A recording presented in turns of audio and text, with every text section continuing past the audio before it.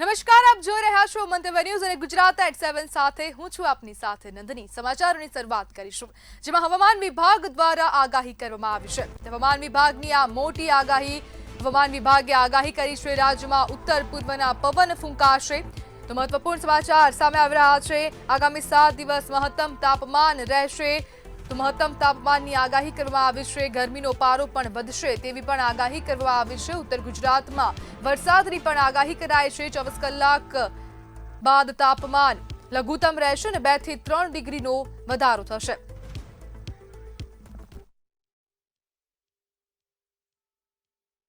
अगले 7 दिन हम उम्मीद करते हैं कि मौसम आमतौर पे गुजरात राज्य में शुष्क रहेगा और जहाँ तक मैक्सिमम टेम्परेचर्स की बात है तो नो लार्ज चेंज रहने की उम्मीद है अगले 7 दिन तक।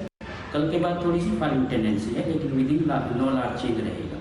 मिनिमम की बात करें तो वो भी नो लार्ज चेंज 24 घंटे में, उसके बाद 2 से 3 डिग्री गिरावट आने की संभावना है मिनिमम टेम्परेचर में। और जो निचले स्तरों पर अभी जो उत्तर पूर्वी से पूर्वी हवाएं चल रही हैं और कोस्टल के लिए भी हमने जो हवाएं चल रही हैं वो है उत्तर से उत्तर पूर्वी 15 से 20 नॉट, दोनों गुजरात कोस्ट के लिए, नॉर्थ के लिए और साउथ के लिए।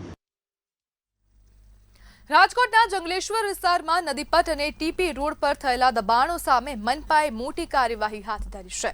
લગભગ 700 થી 800 જેટલા મેનપાવર અને પોલીસ બંદોબસ્તની સાથે દબાણો દૂર કરવાની કામગીરી શરૂ કરવામાં આવી છે।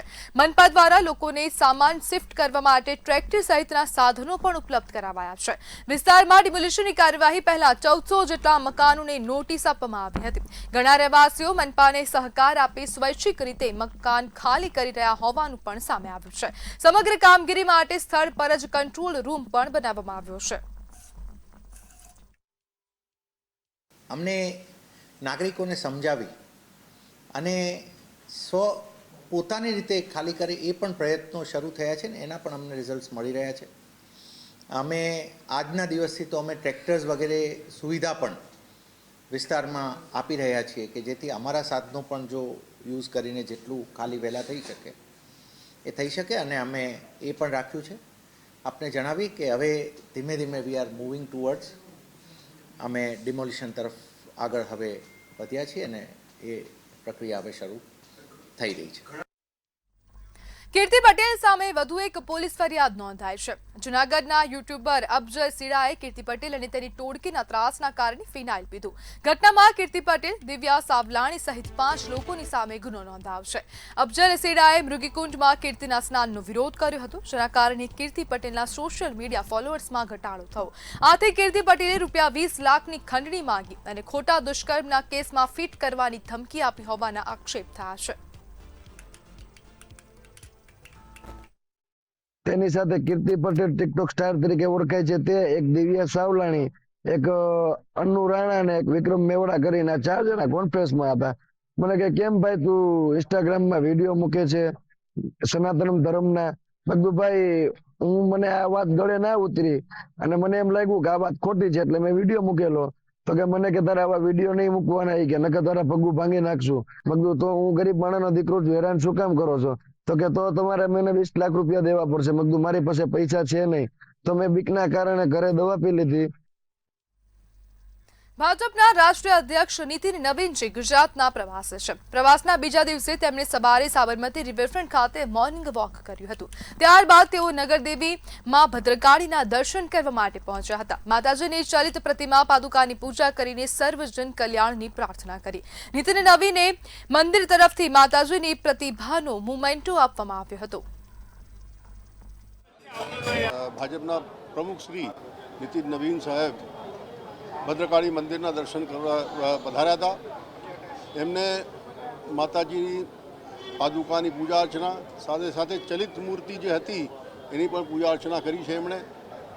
અને સાથે સાથે માતાજીનો જે વરદ હસ્ત છે તેની પણ પૂજા અર્ચના કરવામાં આવી। દિલ્હીમાં આયોજિત એઆઈ સમિટમાં યુથ કોંગ્રેસ દ્વારા કરવામાં આવેલા વિરોધ પ્રદર્શનને ભાજપના પ્રદેશ અગ્રણી જગદીશ વિશ્વકર્માએ સખત શબ્દોમાં વખોડી કાઢ્યું છે।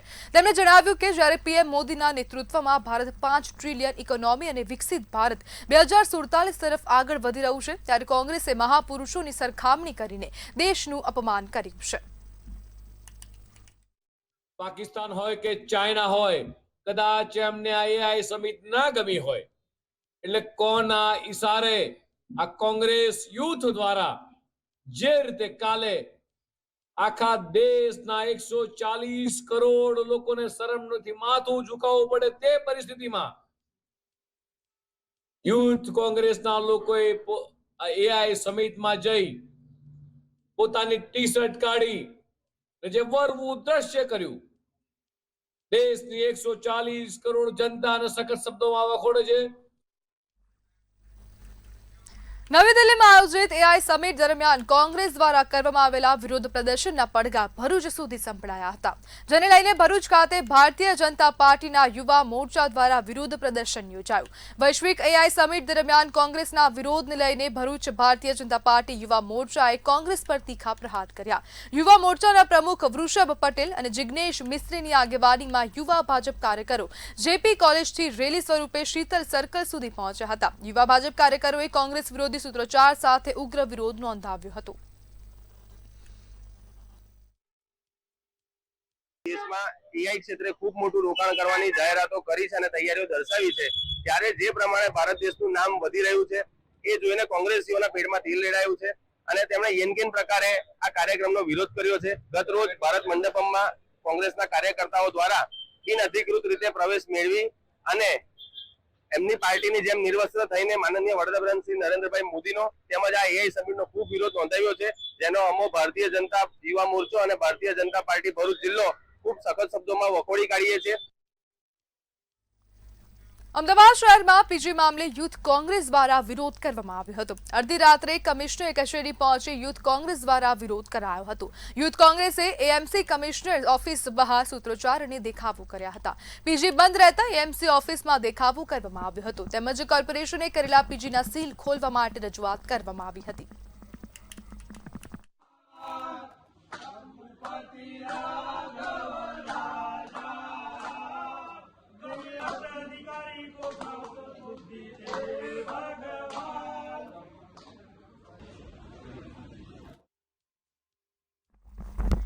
અમદાવાદ મ્યુનિસિપલ કોર્પોરેશનના બજેટ પર 2 દિવસ ચર્ચા કરવામાં આવી હતી. આ ચર્ચા દરમિયાન કોંગ્રેસના ઉપનેતા નીરવ બક્ષીએ પણ ઘણા મુદ્દાઓ પર સુધારા વધારા સૂચવ્યા હતા. કોંગ્રેસ નેતા નીરવ બક્ષીએ માંગ કરી કે 7 ઝોનમાં રિહેબિલિટેશન સેન્ટર બનાવવામાં આવે. કોર્પોરેશનના બજેટમાં સેન્ટર બનાવીને નશો કરતા લોકોને નશામુક્ત કરવામાં મદદરૂપ સાબિત થઈ શકે છે. માનનીય મેયરજી આપણે રિક્વેસ્ટ કરું છું, અમદાવાદ શહેરમાં નેતાજીની એક ઉદાહરણ છે બાબતનો કે નશાખોરીની જ્યારે ડ્રગ્સની રવાડે આજનું યુવાધન ચડી રહ્યું છે. સમગ્ર અમદાવાદનો એક પણ વિસ્તાર એવો નથી 48 વોર્ડની અંદર ક્યાંક ને ક્યાંક ખૂણે ખાતે ડ્રગ્સનું વેચાણ થાય છે. પેડલરો બેફામ હજી પણ વેચાણ કરે છે. જે થતું હોય એને રોકવા માટેનો પ્રયાસ બીજી બાજુ છે, પરંતુ જે થઈ રહ્યું છે નશાખોરીના જે રવાડેમાં યુવાનો ચડી રહ્યા છે, યુવતીઓ ચડી રહી છે, મારા નાના બાળકો ચડી રહ્યા છે, સ્કૂલના કોલેજના છોકરાઓ ચડી રહ્યા છે. દાહોદ જિલ્લાના ફતેપુરા તાલુકાના ગ્રામ્ય વિસ્તારમાં પંચાયતમાં સરકારી ગ્રાન્ટના ગેરવહીવટનો મોટો પર્દાફાશ થયો છે. શાળાની કમ્પાઉન્ડ વોલ બનાવવાના નામે અંદાજે 1.66 લાખ રૂપિયાની આર્થિક ગેરરીતિ સામે આવતા તંત્ર હરકતમાં આવ્યું છે. આ કૌભાંડને મામલે જિલ્લા વિકાસ અધિકારી દ્વારા કડક કાર્યવાહી કરવામાં આવી છે, જેમાં મહિલા સરપંચ રાધિકા નીનામાને હોદ્દા પરથી સસ્પેન્ડ કરી દેવામાં આવ્યા છે.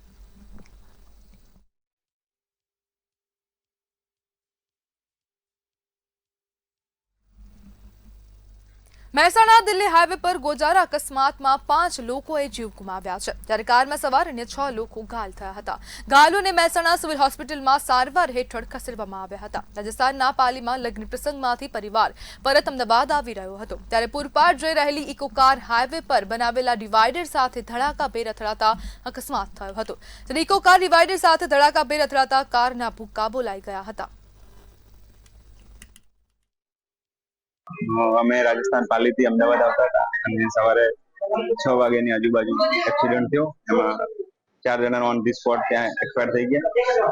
બાકી એકને હોસ્પિટલમાં લાવતા રસ્તામાં એક્સપાયર થઈ ગયા અને બાકી 4 ને જે છે અત્યારે દાખલ કરેલા છે, સિરિયસ છે. ક્યાં લાવ્યા સારવાર માટે? મહેસાણા સિવિલ હોસ્પિટલમાં તાત્કાલિક. દેવભૂમિ દ્વારકાના જામખંભાળિયા પંથકમાં રખડતા શ્વાનોએ જાણે મોરચો માંડ્યો હોય તેમ શ્વાન કરડવાના ચોંકાવનારા આંકડા સામે આવ્યા છે. સામાન્ય જનતા રખડતા શ્વાનના આતંક નીચે જીવવા મજબૂર બની છે. દિવસે ને દિવસે વધતા આતંકને કારણે હવે લોકો ઘરની બહાર નીકળતા પણ ડરી રહ્યા છે. શું તંત્ર આ ગંભીર સમસ્યાની નોંધ લેશે? જોઈએ આ વિશેષ અહેવાલમાં. દેવભૂમિ દ્વારકાનું જામખંભાળિયા શહેર અત્યારે એક અજીબોગરીબ ડરના ઓથાર હેઠળ જીવી રહ્યું છે.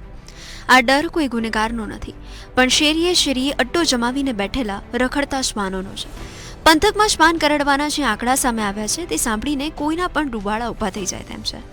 જામખંભાળિયામાં છેલ્લા 50 દિવસમાં શ્વાનોએ જાણે આતંક મચાવ્યો છે. સરકારી ચોપડે નોંધાયેલ આંકડા મુજબ છેલ્લા 1.5 મહિનામાં 400થી પણ વધુ લોકોને રખડતા શ્વાનોએ શિકાર બનાવ્યા છે. જાન્યુઆરી મહિનામાં જ 265 લોકોને શ્વાને બચકા ભર્યા, જ્યારે ફેબ્રુઆરીના માત્ર 20 દિવસમાં વધુ 150 લોકો ભોગ બન્યા છે. જનરલ હોસ્પિટલ જામખંભાળિયા ખાતે કૂતરા કરડવાના જાન્યુઆરી મહિનામાં ટોટલ 265 કેસ અને ફેબ્રુઆરી મહિનામાં 20 તારીખ સુધીના 150 કેસ આવેલ છે. જ્યારે પણ કોઈને કૂતરું કરડે તો તાત્કાલિક નજીકની હોસ્પિટલમાં જઈ અને કૂતરા કરડવાની રસી લેવા હું વિનંતી કરું છું. અત્રેની જનરલ હોસ્પિટલ જામખંભાળિયા ખાતે કૂતરા કરડવાની રસી પૂરતા પ્રમાણમાં અવેલેબલ છે. આથી જો કોઈ સમયસર સારવાર લઈ લે તો એને બીજા કોમ્પ્લિકેશન્સ થવાના ચાન્સીસ ઘટી જાય છે. રોજના સરેરાશ 8થી 10 લોકો શ્વાન કરડવાના કિસ્સાની સાથે હોસ્પિટલ પહોંચી રહ્યા છે. શેરીઓમાં બાળકોનું રમવું કે વૃદ્ધોનું મોર્નિંગ વોક પર નીકળવું હવે જોખમી બની ગયું છે. શ્વાનોના હુમલાની વધતી ઘટનાઓએ સ્થાનિકોની ઊંઘ હરામ કરી છે. નાના બાળકોથી લઈ વૃદ્ધો સુધી કોઈ પણ સુરક્ષિત નથી. સામાન્ય જનતા રખડતા શ્વાનના આતંક નીચે જીવવા મજબૂર બની છે. બ્યુરો રિપોર્ટ, મંતવ્ય ન્યૂઝ. મહેસાણા શહેરમાં રખડતા શ્વાનોનો બહુ ત્રાસ છે અને દર વર્ષે 12,000થી વધુ શહેરીજનોને શ્વાન કરડે છે.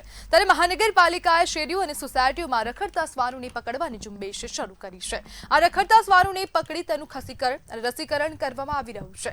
મનપા વિસ્તારમાં 11,000 કરતાં વધુ શ્વાન હોવાનું મનપાનું પ્રાથમિક સર્વે છે અને અત્યાર સુધીમાં શહેરમાંથી 4,000 કરતાં વધુ શ્વાનો પકડી પાડવામાં આવ્યા છે. ડોગની એક એજન્સી રોકી ડોગની નિયમિતપણે વાન પકડવા માટે જાય છે. ડેઈલીના લગભગ 30થી 35 જેટલા ડોગ્સ પકડવામાં આવે છે અને તેટલે જ પ્રમાણમાં અત્યારે ઓપરેશન કરવામાં આવે છે.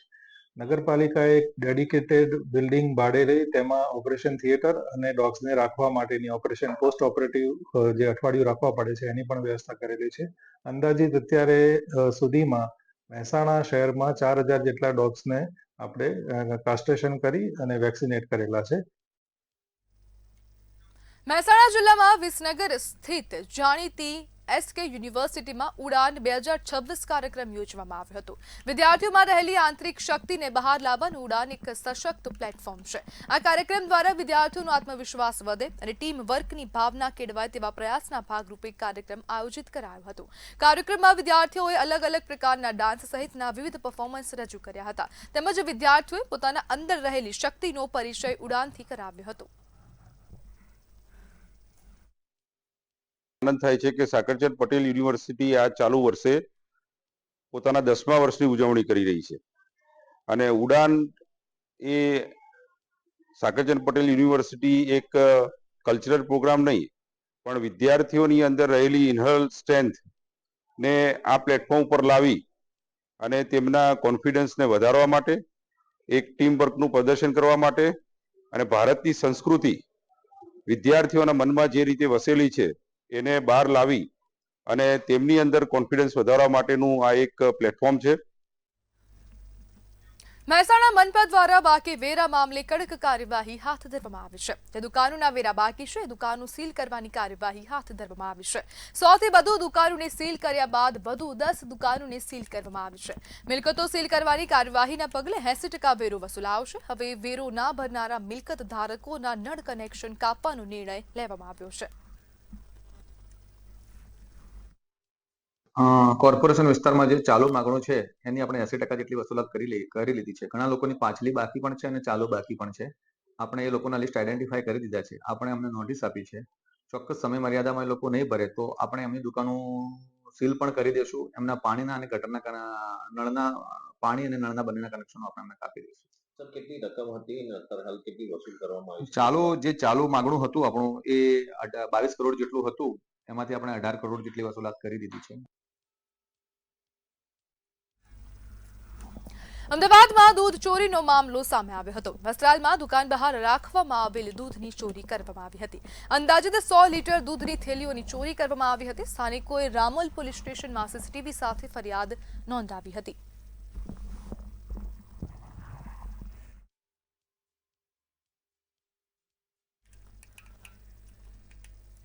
વડોદરાના અનગઢ પાસે ઇન્ડસ્ટ્રીયલ રેલવે ટ્રેક પરથી શંકાસ્પદ વસ્તુ મળી આવતા પોલીસ તંત્રમાં દોડધામ મચી ગઈ હતી. ટ્રેક પર વિસ્ફોટક જેવી વસ્તુ દેખાતા તાત્કાલિક ઉચ્ચ અધિકારીઓ અને એફએસએલની ટીમ ઘટના સ્થળે પહોંચી હતી.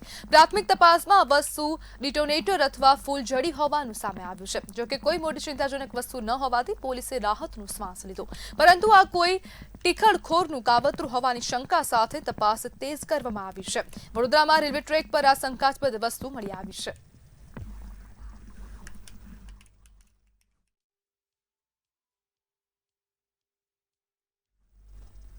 બોટાદ રિક્ષા એસોસિએશને ધોરણ 10 અને 12ની બોર્ડ પરીક્ષા આપનાર વિદ્યાર્થીઓ માટે એક મહત્વનો નિર્ણય લીધો છે. એસોસિએશને વિદ્યાર્થીઓને પરીક્ષા કેન્દ્ર સુધી મફત પહોંચાડવાની સેવા જાહેર કરી છે.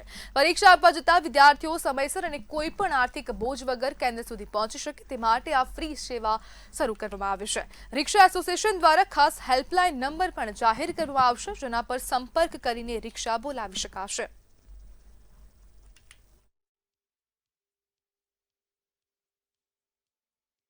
26 તારીખે જે બોર્ડની પરીક્ષા ચાલુ થાય છે એમાં વિદ્યાર્થીઓને કોઈ જાતની તકલીફ ન પડે એ માટે અમે રિક્ષાઓ ફ્રીમાં સેવા આપવાના જોઈએ. અને કોઈ પણ વાલી, એક દીકરી હોય કે બે દીકરી હોય કે દીકરા હોય, ફોન કરે એટલે એની ટાઈમ અમારી રિક્ષા ત્યાં પહોંચી જાય છે અને કેન્દ્ર ઉપર એ લોકોને પહોંચાડવાની જિમ્મેદારી અમારી રહી છે. તમારે આ ફ્રી ઓફમાં હા, અમારા 3 પ્રમુખ, ઉપપ્રમુખ અને સલાહકારના 3ના નંબર આપી છે. એની અંદર 26 પરીક્ષા ચાલુ હોવાથી આજુબાજુ ગામડામાંથી વિદ્યાર્થીઓ જે આવે છે એને કેન્દ્ર લગીને તકલીફ પડે તો એની માટે અમે રિક્ષા ફ્રી સેવામાં આપવાની છે અને એને કેન્દ્ર લગીને પહોંચાડવાની જવાબદારી અમારી રહેશે. વિદ્યાર્થીઓને અમારી અપીલ એવી છે કે અમે અમારે ડિસ્પ્લે નંબર તમને જાહેર કરવી છે. એ નંબર તમે લખી લેજો અને તમને તકલીફ પડે એ નંબર ઉપર કોલ કરશો એટલે રિક્ષા અમે મોકલી દઈશું અને એમને કેન્દ્ર લગીને પહોંચાડી દઈશું. 10મા અને 12મા ધોરણની જે બોર્ડની પરીક્ષા આવી રહી છે, જેમાં વિદ્યાર્થીઓ કોઈ બહાર ગામથી આવતા હોય કે કોઈ ગામ લોકોના હોય, ક્યાંક ને કાંઈ સ્કૂલ આખી હોય તો સ્કૂલમાં જે પ્રકારમાં જે કહેવાય કે જે સ્કૂલમાં જવાનું હોય અને ક્યાંક ને ક્યાંક વિદ્યાર્થીઓને જો મોડું થતું હોય તો બોટાદ એસોસિએશન રિક્ષા દ્વારા એક 3 નંબર રાખેલા છે, જેથી કરી કોઈ પણ વિદ્યાર્થીને ક્યાંક ને ક્યાંક નિશાળે જવા થોડુંક પરીક્ષા દેવામાં મોડું થતું હોય તો જેથી કરીને 3માંથી કોઈ પણ એક નંબર ઉપર ફોન કરે તો રિક્ષા ચાલક આવી તરત એને ઘટના સ્થળે અથવા સ્કૂલે જ્યાં મોડું થતું હોય ત્યાં પહોંચાડી દેશે. જો વાત કરીએ તો જે નિર્ણય રિક્ષા એસોસિએશન વાળા લીધો છે અમે તેને બિરદાવીએ છીએ, કારણ કે પરીક્ષાર્થીઓના હિતમાં નિર્ણય લેવાયો છે. કારણ કે હવે તમે જોઈ શકો છો કે ધીમે ધીમે ઉનાળાની શરૂઆત થઈ રહી છે અને પરીક્ષાના સમયમાં જ્યારે બપોરના સમયે કોઈને સેન્ટરની જ્યારે ખ્યાલ ન હોય ત્યારે એક જગ્યાએ બીજી જગ્યાએ જવા માટે ખૂબ જ તડકામાં હેરાન થવું પડતું હોય વિદ્યાર્થીને. તો રિક્ષા એસોસિએશન દ્વારા જે નિર્ણય લેવામાં આવ્યો છે કે જે પરીક્ષાર્થીઓને સેન્ટર સુધી ફ્રીમાં લઈ જશે તો એ ખૂબ જ સારો નિર્ણય છે. સમાચારમાં આગળ વાત કરીએ તો ડાંગ ખાતેથી સમાચાર સામે આવી રહ્યા છે. તો અકસ્માતના સમાચાર ડાંગ ખાતેથી સામે આવ્યા. મહાલથી બરડીપાડા ગામ વચ્ચે ઘાટમાં અકસ્માત સર્જાયો છે. મજૂરો ભરેલ પિકઅપ જીપ પલટી જતા અકસ્માતની આ ઘટના બની છે. તો અકસ્માતની આ ઘટના સામે આવી. તમામ લોકો મોબાઈલ ટાવરનું કામ કરનારા મજૂરો છે અને આ જે ગાડી છે તે પલટી ખાઈ ગઈ છે. ગાડીમાં સવાર 12 વ્યક્તિઓ પૈકી કુલ 3 વ્યક્તિઓના મોત થયા છે. તો અકસ્માતની આ ઘટનામાં 3 લોકોના મોત થયા. ઘાયલ પૈકી 4 વ્યક્તિઓને ગંભીર ઇજાઓ પહોંચી છે. 12 જેટલા લોકો આ ગાડીમાં સવાર હતા અને ડાંગની આ સમગ્ર ઘટના છે. ઘાટમાં અકસ્માત સર્જાયો. મહાલથી બરડીપાડા ગામની વચ્ચે આ ઘાટમાં અકસ્માત સર્જાયો છે. તો 12 જેટલા લોકો આ પિકઅપ જીપમાં સવાર હતા અને મજૂર ભરેલ પિકઅપ જીપ પલટી મારી ગઈ હતી અને અકસ્માત સર્જાયો. તમામ લોકો મોબાઈલ ટાવરનું કામ કરનારા મજૂરો હતા અને તમામ મજૂરોને ઇજાઓ પહોંચી છે, જેમાંથી 3 લોકોના મોત થયા છે. અન્ય 4થી વધુ લોકોને ગંભીર ઇજાઓ પહોંચી છે. જેમાં ઘાયલ પૈકી 4 વ્યક્તિઓને ગંભીર ઇજાઓ પહોંચી છે. તેમને તાત્કાલિક હોસ્પિટલ ખાતે સારવાર માટે પણ ખસેડવામાં આવ્યા હતા. તો ડાંગની આ સમગ્ર ઘટના મહાલથી બડીપાડા ગામ વચ્ચે ઘાટમાં અકસ્માત સર્જાયો છે. મજૂરો ભરેલી પિકઅપ જીપ પલટી જતા અકસ્માતની આ ઘટના બની છે. અવારનવાર આ ઘાટની આસપાસ અકસ્માતોની ઘટના સામે આવતી રહે છે, ત્યારે વધુ એક અકસ્માતની આ ઘટના સામે આવી છે. તો તમામ લોકો મોબાઈલ ટાવરનું કામ કરતા હતા અને તમામ મજૂરો હતા. મજૂરોમાંથી 12 જેટલા મજૂરો આ ગાડીમાં સવાર હતા. તેમાંથી 3 લોકોના મોત થયા છે અને 4 વ્યક્તિઓને ગંભીર ઈજા પહોંચી છે. ડાંગની આ સમગ્ર ઘટના મહાલથી બડીપાડા ગામની વચ્ચે આ ગોઝારો અકસ્માત સર્જાયો. ઘાટમાં અકસ્માત સર્જાયો છે. મજૂરો ભરેલ પિકઅપ જીપ પલટી જતા અકસ્માતની ઘટના બની છે.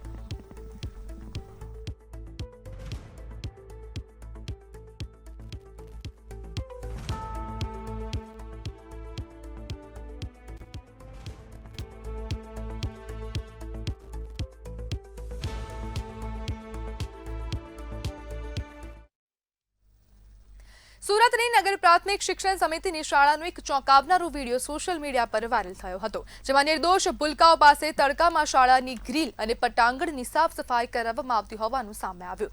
આ ઘટનાને ગંભીરતાથી લેતા શિક્ષણ સમિતિના અધ્યક્ષ રાજેન્દ્ર કાપડિયાએ નિવેદન આપ્યું હતું, જેના પગલે શાળાના આચાર્યએ વિડીયો પોતાની જ શાળાનું હોવાનું સ્વીકાર્યું હતું અને જણાવ્યું હતું કે અમારો ઉદ્દેશ્ય બાળકોમાં સ્વચ્છતા પ્રત્યે જાગૃતિ લાવવાનો હતો, મજૂરી કરાવવાનું નહીં. અમારી ભૂલ થઈ છે અને ભવિષ્યમાં આવું નહીં થાય તેના અંગે બાહેધરી આપી હતી.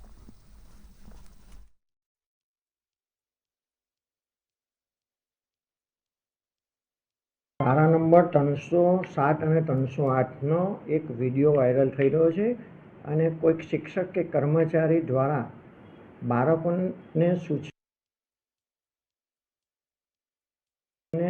ગ્રીલની સાફ સફાઈ કરાવે છે એવો વિડીયો વાયરલ થયો છે.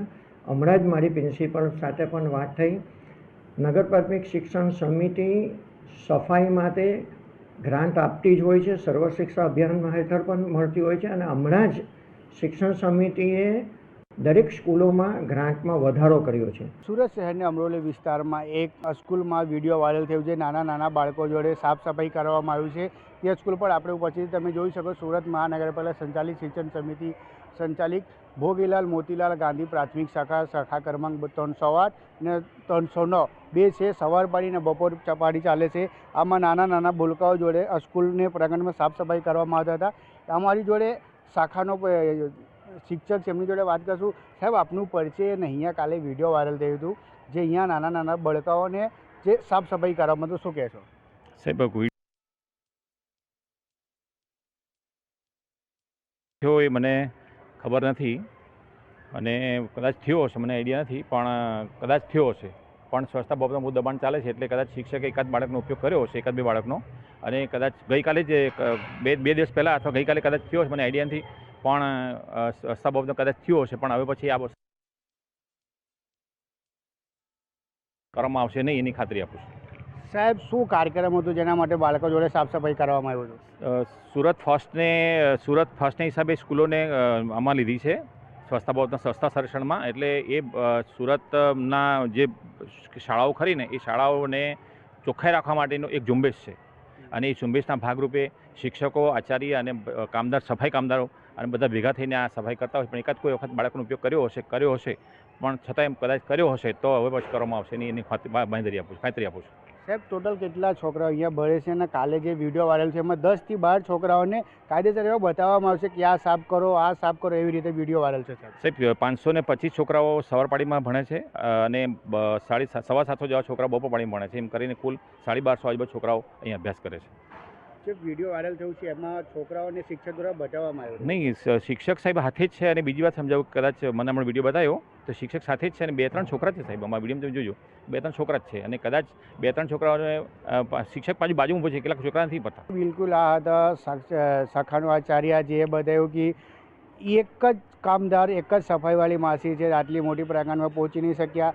એ લીધે બની શકે કે અહીંયા નાના છોકરાઓ જોડે, નાના ભૂલકાઓ જોડે અહીંયા પ્રાંગણ આવ્યું. મંતવ્ય ન્યૂઝ સુરત છે, દીપક રાય. તો સમાચારમાં હાલ બસ આટલું જ. વધુ માહિતી માટે જોતા રહો મંતવ્ય ન્યૂઝ. નમસ્કાર.